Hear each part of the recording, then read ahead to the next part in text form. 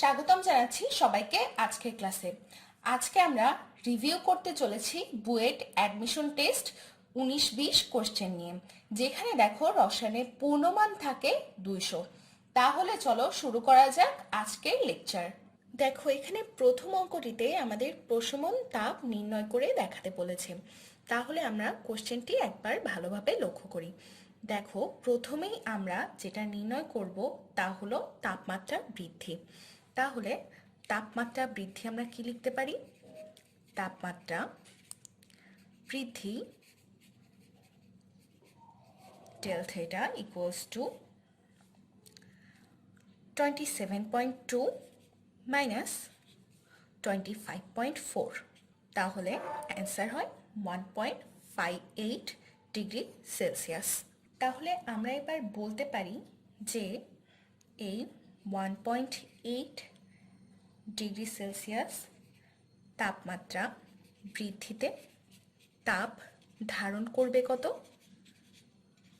তাপ ধারণ করবে ক্যালোরিমিটারের তাপমাত্রা ধারণ ক্ষমতা হিট ক্যাপাসিটি 335 ডিগ্রি সেলসিয়াস ছিল। তাহলে equals to 335 into 1.8 degree Celsius. তাহলে কত আসে? 603 জুল। তাহলে আমরা বলতেই পারি যে ক্যালোরিমিটার কর্তৃক গৃহীত তাপ কত? 603 জুল। আমরা জানি যে দ্রবণের গৃহীত তাপ equals to MS del theta. তাহলে আমাদের এই এম এর মান এবার বের করে নিতে হবে। এম এর মান কিভাবে বের করতে পারি আমরা?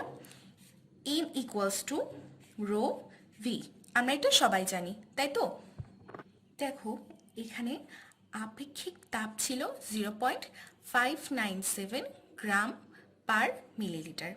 তাহলে আমরা যদি এই 0.597 সাথে 100 গুণ করে দিই তাহলে আমরা এম পেয়ে যাচ্ছি। তাহলে আমরা লিখতে পারি যে 0.597 ইন্টু 100 অ্যান্ড এস। এস আমাদের কত ছিল? এস আমাদের ছিল 4.184। দেখো এখানে আছে 4.184, তাহলে আমরা লিখতে পারি 4.184। দেন আমাদের কি আসবে? দেন আমাদের আসবে 1.8, কারণ তাপমাত্রা বৃদ্ধি আমরা একটু আগেই বের করে ফেললাম। তাহলে এদেরকে ক্যালকুলেশন করলে মোট কত হয়? মোট হয় 449.6 জুল। তাহলে দেখো এবার আমরা মোট উৎপন্ন তাপ হিসাব করতে পারি। মোট উৎপন্ন তাপ ইকুয়ালস টু কেবল আমরা যা বের করলাম, অর্থাৎ 449.6 প্লাস কি 603, যা আমরা একটু আগে বের করেছিলাম। তাহলে দেখো এখানে ক্যালকুলেশন করে আমরা পাই 1052.6। এবার এখানে দেখো এই সেল ছিল এবং সোডিয়াম হাইড্রোক্সাইড ছিল, অর্থাৎ ক্ষার এবং অ্যাসিড। আমরা জানি যে ক্ষার এবং অ্যাসিড যেখানেই থাকে সেখানে হয় প্রশমন বিক্রিয়া। তাহলে আমরা প্রশমন বিক্রিয়াটি কি লিখতে পারি? এই সেল প্লাস সোডিয়াম হাইড্রোক্সাইড উৎপন্ন করে সোডিয়াম ক্লোরাইড অ্যান্ড পানি, অর্থাৎ লবণ এবং পানি উৎপন্ন হলো। এবার আমরা কি লিখতে পারি? NH2O অর্থাৎ S ইন্টু ভি। তাহলে আমরা এখানে কি লিখতে পারি? 0.5 ইন্টু, যেহেতু 50 মিলিলিটার দেওয়া আছে আমরা একে লিটারে কনভার্ট করব, তাহলে 0.05। তাহলে আমাদের অ্যান্সার কত আসবে? 0.025 মোল। তাহলে আমরা এবার কি লিখতে পারি? 0.025 মোল পানি উৎপন্ন করতে প্রয়োজনীয় তাপ কত? আমরা একটু আগে বের করে আসলাম 1052 জুল। আমরা দশমিকের পরের সংখ্যা বাদ দিয়ে দেব, কারণ যেহেতু সেটা আমাদের কাছে বেশ নগণ্য। তাহলে এবার আমরা কি লিখতে পারি? অতএব 1 মোল পানি উৎপন্ন করতে প্রয়োজনীয় তাপ 1052 বাই 0.025। তাহলে দেখো আমরা অ্যান্সার পাই 428, যেটাকে আমরা একবারে কিলোজুল পার মোলে কত লিখতে পারি?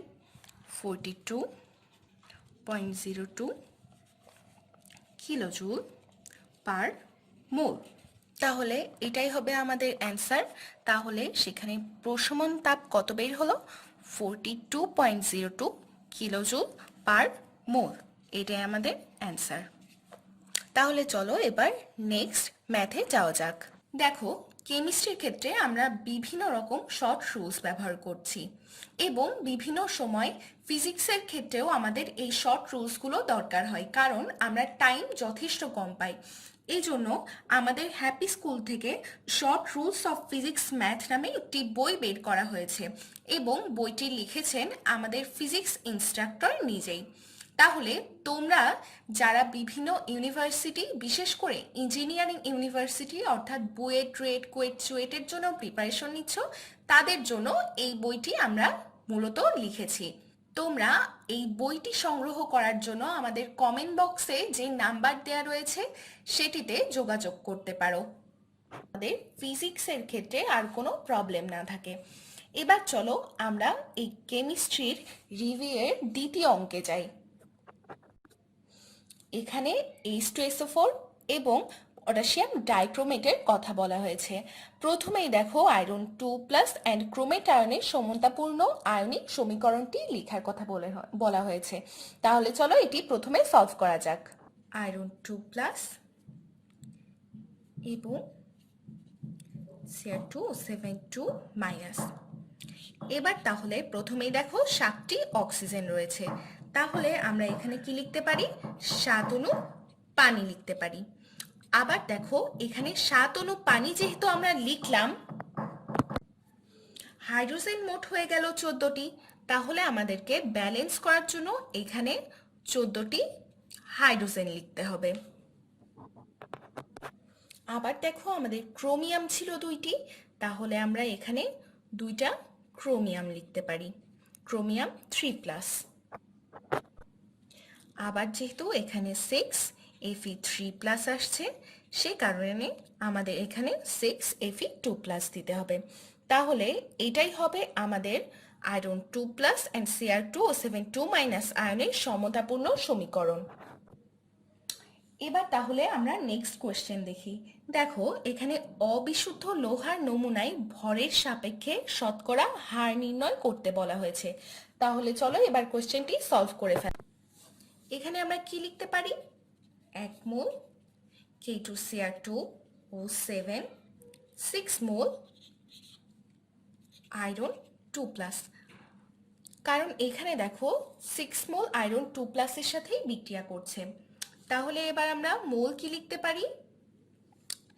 K2Cr2O7 এর মোল হবে তাহলে 0.02, এটি লিটারেই রয়েছে, এবং 20 × 10⁻³ -3 কেন? কারণ দেখো এখানে সেন্টিমিটার কিউব রয়েছে।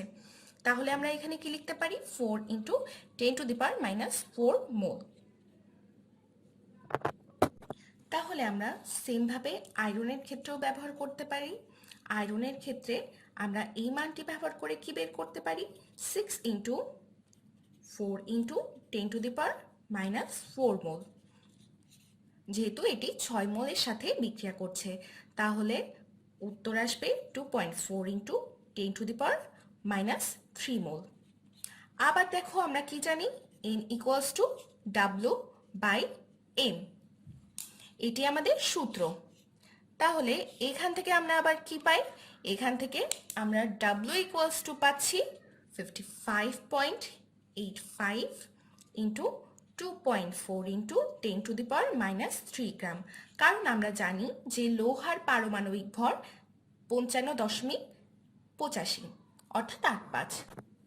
কারণ আমরা জানি যে লোহার পারমাণবিক ভর 55.85, তাহলে আমরা এখানে কত অ্যান্সার পাই? আমরা অ্যান্সার পাই 0.13404 গ্রাম। তাহলে আমরা এবার লিখতে পারি যে আমাদের বিশুদ্ধতা যা আমরা বের করলাম অর্থাৎ 0.13404 বাই যা প্রশ্নে দেয়া ছিল 0.14 গ্রাম, 0.14 ইন্টু 100, যেহেতু আমাদের শতকরা হার বের করতে হবে। তাইলে দেখো আমরা অ্যান্সার পাই 95.74%। এটা ছিল আমাদের সেকেন্ড ম্যাথ। তাহলে চলো এবার আমরা থার্ড ম্যাথটি দেখে নিই। দেখো এই ম্যাথটি আমাদের কেমিস্ট্রি ফার্স্ট পেপারের রাসায়নিক পরিবর্তন চ্যাপ্টারের ম্যাথ। তাহলে চলো এই ম্যাথটি সলভ করা যাক। প্রথমে আমরা বিক্রিয়াটি লিখে নিব। PCl5 যেটা একটি উভমুখী বিক্রিয়া, তাহলে PCl3 প্লাস Cl2 ক্লোরিন। দেখো এখানে প্রথমেই বলা হয়েছে যে PCl5 আদি অবস্থায় কত ছিল? 0.1 মোল।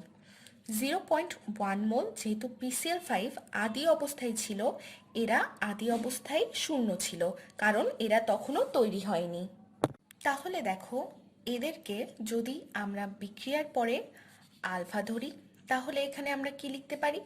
0.1 মাইনাস আলফা, কারণ এটি বিক্রিয়ার পরের অবস্থা।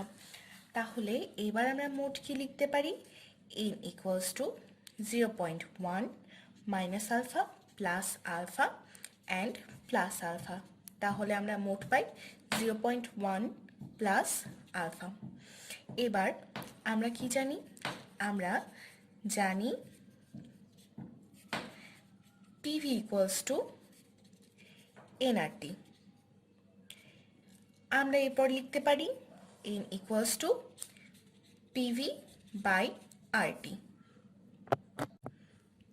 আমাদের দেখো এখানে P এর মান এবং V এর মান আগেই প্রশ্নে দেয়া রয়েছে 4.38 ইন্টু 10⁵ ইন্টু 10⁻³ কারণ 1 লিটার রয়েছে, এবং যেহেতু আমরা আর এর ক্ষেত্রে 8.314 ব্যবহার করছি, তাই এখানে আমরা 10⁻³ নিচ্ছি।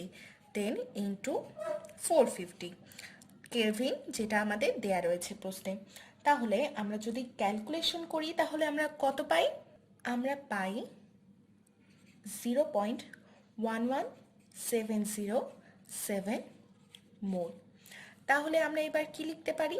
আমরা লিখতে পারি যে শর্ত মতে 0.1 প্লাস আলফা ইকুয়ালস টু 0.11707, যেটা আমরা কেবলই বের করলাম। তাহলে আলফা ইকুয়ালস টু আমরা কত লিখতে পারি?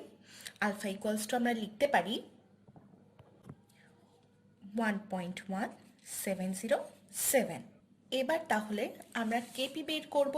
কেপি এর মান ইকুয়াল টু আমরা লিখতে পারি KP equal to P PCl3 এর ক্ষেত্রে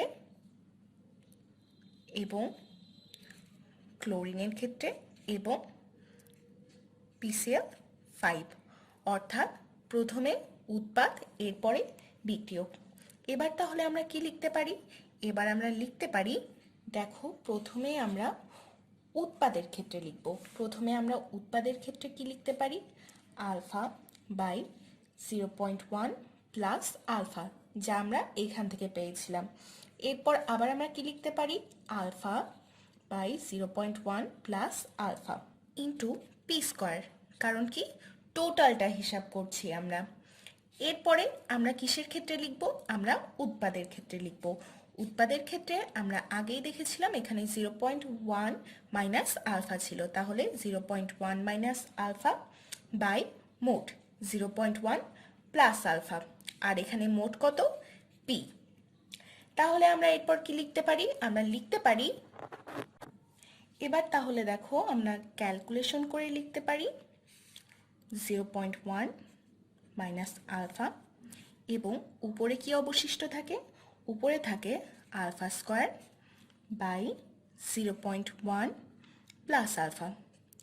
এবং দেখো এখানে পি স্কোয়ার ছিল এবং বাই পি ছিল, তাহলে শুধুমাত্র একটি পি থাকছে। তাহলে দেখো আমরা এবার ক্যালকুলেশন করে পেলাম 0.129। তাহলে দেখো আমাদের এখানে কেপি এর মান বের হয়ে গেল, যেটি আমাদের অ্যান্সার। তাহলে চলো এবার পরবর্তী কোশ্চেনে যাই আমরা। দেখো বুয়েট ভর্তি পরীক্ষার ক্ষেত্রে শুধুমাত্র ম্যাথ টাইপ কোশ্চেনই আসে না, এই টাইপ কোশ্চেনও আমাদেরকে সলভ করতে হয়। দেখো রাসায়নিক নিরাপত্তায় এমএসডিএস এর পূর্ণরূপ কি? এটি আমরা রসায়ন প্রথম পত্রের প্রথম অধ্যায়ে অলরেডি পড়ে ফেলেছি।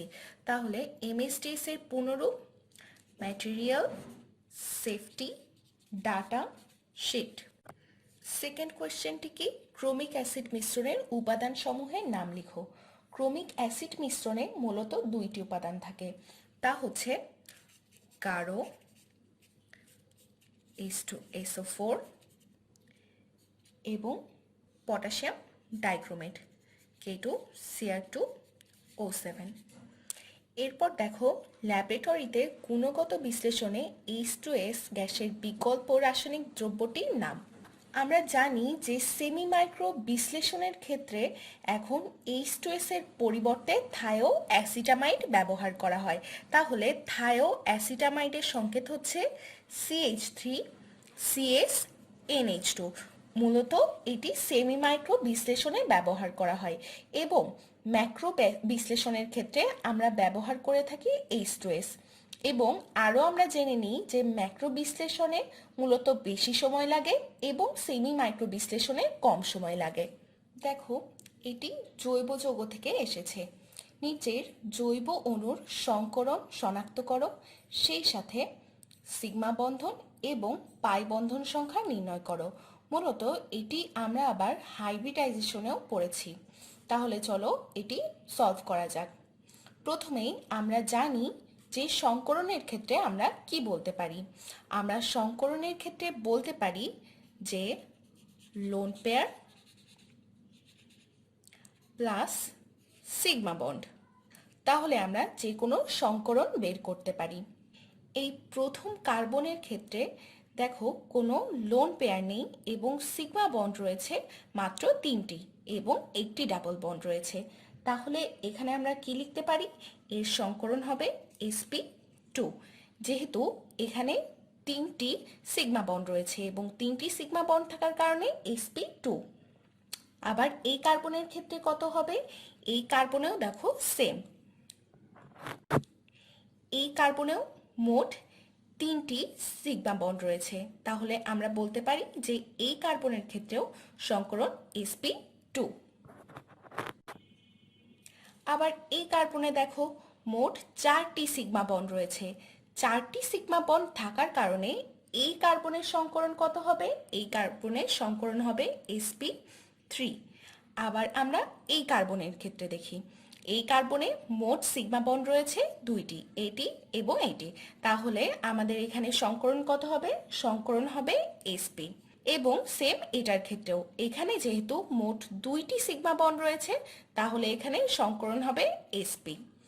আমরা এখানে যদি সিগমা বন্ড সংখ্যা গুনি, তাহলে আমরা দেখব সিগমা বন্ড বা একক বন্ধন রয়েছে মোট 9টি এবং পাই বন্ড বা দ্বিবন্ধন কতটি রয়েছে? দেখো পাই বন্ড বা দ্বিবন্ধন রয়েছে মোট 3টি। তাহলে আমরা এই কোশ্চেনটাও সলভ করে ফেললাম। এবার আমরা কেমিস্ট্রি সেকেন্ড পেপারের সেকেন্ড চ্যাপ্টারে একটি প্রশ্ন সলভ করে ফেলি। দেখো এখানে টার্টারিক অ্যাসিড এবং ল্যাকটিক অ্যাসিডের সংকেত লিখতে বলেছে এবং আলোক সমাণু কোণটি শনাক্ত করতে বলেছে। তাহলে চলো সলভ করা যাক।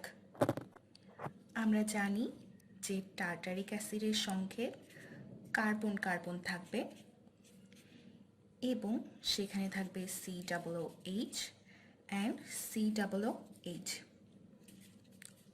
হাইড্রক্সিল মূলক, এবং বাকি থাকবে হাইড্রোজেন। তাহলে একে আমরা বলছি টার্টারিক অ্যাসিড, যা মূলত থাকে তেঁতুলে। এবার আমরা ল্যাকটিক অ্যাসিডের সংকেত দেখি। ল্যাকটিক অ্যাসিডের সংকেত হচ্ছে এখানে COOH থাকবে, একটি হাইড্রক্সিল গ্রুপ থাকবে, H থাকবে এবং অ্যালকাইল গ্রুপ থাকবে। তাহলে এটি কিসের সংকেত? এটি হচ্ছে ল্যাকটিক অ্যাসিডের সংকেত। দেখো, এই ল্যাকটিক অ্যাসিড মূলত এক সমতুল্য আলোকে ডানে বা বামে ঘোরাতে পারে। ডানে বা বামে যেহেতু ঘোরাতে পারে, তাই আমরা এটিকে কি বলবো? এটিকে আমরা বলবো আলোক সমাণু। এবং আমরা এখান থেকে ডি ল্যাকটিক অ্যাসিড এবং এই ল্যাকটিক অ্যাসিডও পাবো। অথচ দেখো, টার্টারিক অ্যাসিডের ক্ষেত্রে কি হয়? টার্টারিক অ্যাসিডের ক্ষেত্রে আমরা পাই একটি প্রতিসম তল। এই প্রতিসম তল হওয়ার কারণে তারা একে অপরের উপর সমপতিত হয়। দেখো, এরা একে অপরের উপর সমপতিত হচ্ছে, তাহলে এরা হয়ে যায় মেসোযৌগ। মেসোযৌগ হওয়ার কারণে এরা আর এক সমতলীয় আলোকে ডানে বা বামে ঘোরাতে পারে না। তাহলে আমরা বলতে পারি যে এখানে শুধুমাত্র ল্যাকটিক অ্যাসিডই আলোক সমাণু এবং টার্টারিক অ্যাসিড মেসোযৌগ, কারণ এখানে প্রতিসাম্য তল রয়েছে। তাহলে আজকে আমরা এই কয়টা ম্যাথই দেখব। আমরা বুয়েট রিভিউ পার্ট 2-তে আরও বিভিন্ন রকম ম্যাথ দেখব, যেগুলো আমাদের কেমিস্ট্রিতে এসেছে। ততদিন তোমরা ভালো থাকো এবং পরবর্তী ক্লাসের আমন্ত্রণ জানিয়ে আজকের ভিডিও এখানে শেষ করছি।